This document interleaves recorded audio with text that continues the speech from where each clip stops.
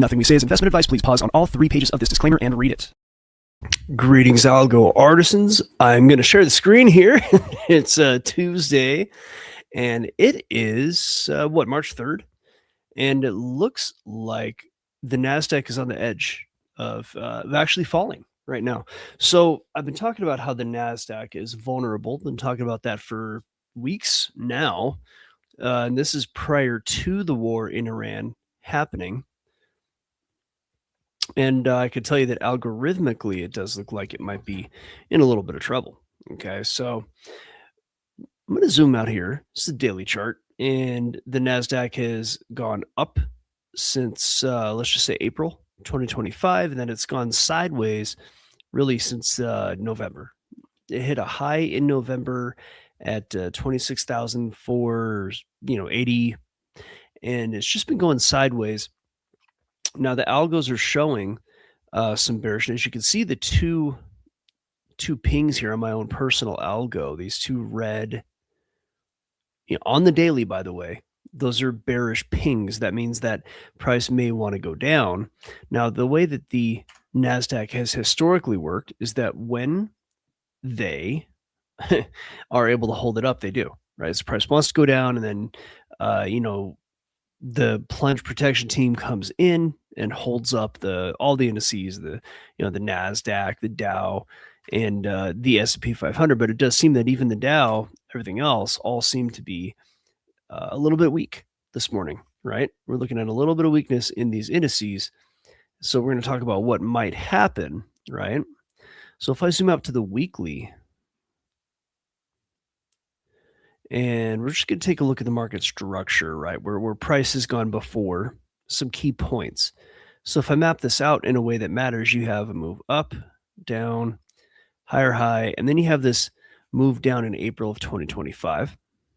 And then you have your new high, right? And then you just have a pullback here, and price has gone sideways ever since. So that being the case, if we were to map out some key highs and lows, this high right there at 22,540, which was the all-time high, and it was the beginning of 2025, and it was the tariff tantrum, which is what we saw.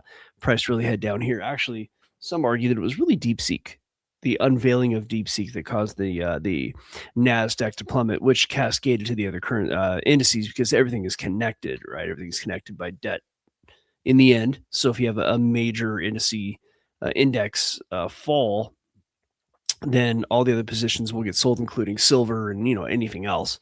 Like everything gets sold to cover, right? And in this case, the market is a little bit worried because we're seeing some things that really should be up, like metals, and they're taking a pretty big hit overnight, which is not expected in the middle of a war. Usually metals go up during conflict, right? But metals have been suspiciously quiet throughout this conflict, actually. Something to bear in mind. Let me fix my screen here. So all that to say, what's going to happen? Well, if I take a look at the whole stack, I think we're getting to a point where the indices want to fall. The question is, how far would they fall? And, how long could they fall for, right? How far and how long? I think this 22.5 is a decent target if it goes below 23,850. Morning, Mick. Thanks for coming on, by the way, bud. So and it does look like price will fall because we had a pretty nasty gap down on the Sunday open here. If you look at this most recent weekly open, price closed. If I zoom in, price closed all the way up here, and the futures open all the way down here. So that's a pretty big move down. That's roughly a 300 point. Actually, it's almost exactly a 300 point move down. So that's pretty big. So if price gets below this 23.8-ish, 23.50, then we do have to kind of watch out for a move down to 22.5, right? So that's really kind of it. There's not a lot to talk about there. There's a little local support here, but chances are that's, this will probably, I think, grind down. Maybe you'll get another move up. Maybe you won't. And then perhaps a move down. We'll see. It depends on what happens with this war, a lot of it. Is this war just, going to be negotiated to end? I know that, I know, or at least I assume Trump wanted to end it by Monday. There was talk of that. There was talk that he attempted to end it, started on Friday, ended by market open, started after market close, everything revolving around the stock market. You killed the Ayatollah, you killed their supreme leader, right? So yeah, I mean that might not be something that goes away overnight. Trumpy. So we'll see what happens. We'll see what happens here. It's just I would keep an eye on these levels, and if price does continue to fall toward that level, then we might be looking at a move down. It's simple as that. Not much left to talk about. And by the way, if I move down over to the there's the SP 500. This is the E-mini futures, which is SP 500 futures. Then you have a similar scenario at 6,500, and a Dow. You have a similar level at 45.7, and then that's actually supported right around that same area at like 45.3. So, you might see a move down to 45,000. Now, as these moves happen, if and as they happen, of course, we'll look at the market at that time to determine, okay, it's, there might be more room to fall, or this might be where it's going to bounce, and we'll worry about it at that time. So that's the main look on the indices. And if the indices fall, other things will also suffer. If you take a look at silver, it's actually had a significant move down. It was up to 95 and it got knocked down. I don't know if anything happened with, I'm not sure why this got knocked down. I don't know if the COMEX did something. I just kind of woke up and saw it. Up a little late this morning. Actually had a family issue. Everything's going to be fine, though. But we had a little bit of an emergency last night, actually. Daughter hurt herself, and she'll be okay, but we had to spend the evening in the urgent care. So I didn't really get to do my Monday video or anything. Yesterday was just kind of messed up. So let's see if we can. I'm just looking on a different screen here, and I'm trying to see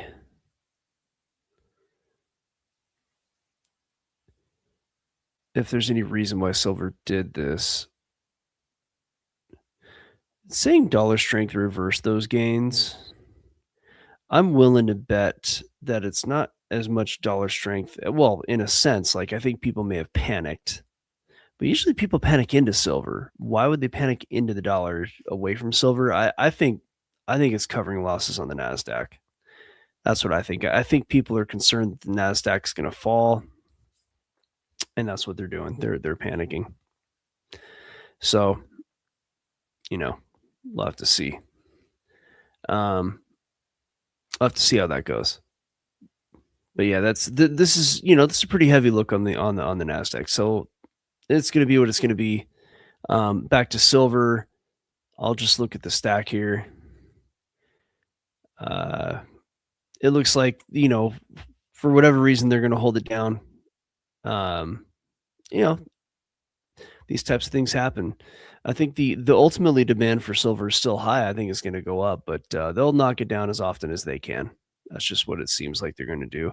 I don't think it's going to stay down, but if it's like kind of one of those everybody in the world agrees it needs to stay down, then they'll do what they can. I mean, that's if China doesn't agree that silver's price should stay down, then it won't over time. But short term, yeah, they can knock it down. We've seen this before. Obviously it's real simple with silver. Your low is down at 64. You have a local low at 71. It made its way down to 77. It's already up at 82. So the panic, happened, started happening at about 5 a.m. EST. And who knows? Maybe the COMEX raised their margins. I don't see any news about it. I'll take a look for that news. And if I can get that weekly report out today, that's when we'll talk about it. Bitcoin, look, I don't see anything really changing. This is a 3-hour chart. It's just going sideways and overall bearish. You're mostly getting lower lows, going back to Monday, the 23rd of February, it's actually just going sideways. Can't break above 70K, bouncing off of about 63K. And again, we're at a point in the Bitcoin market where I think the bear market is in the near future. That's based on the 4-year cycle of what it's done in the prior 4 years. Now, there might be a push up in the meantime.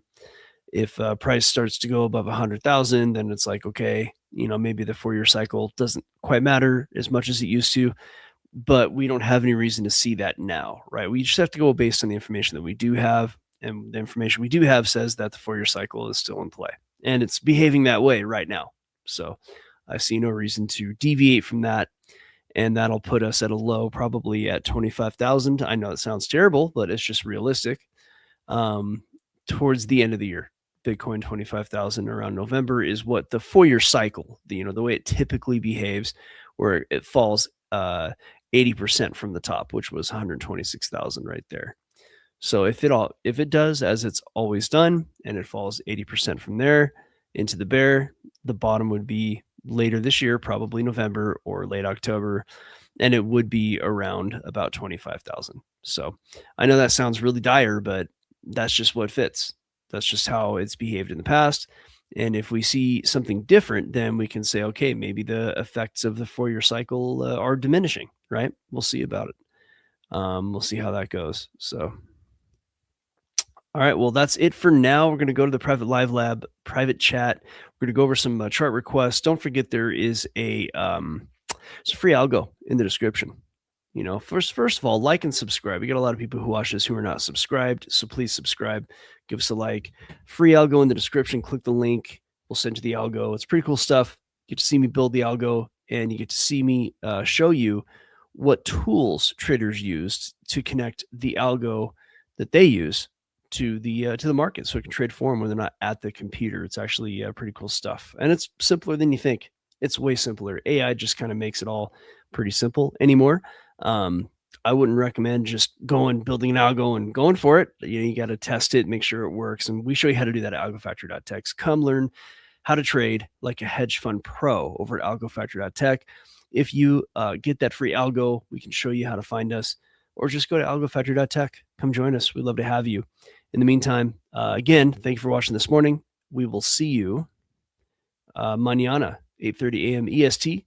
We're always here Tuesday through Thursday, and we'll look forward to it. Thanks for watching. Join us or die.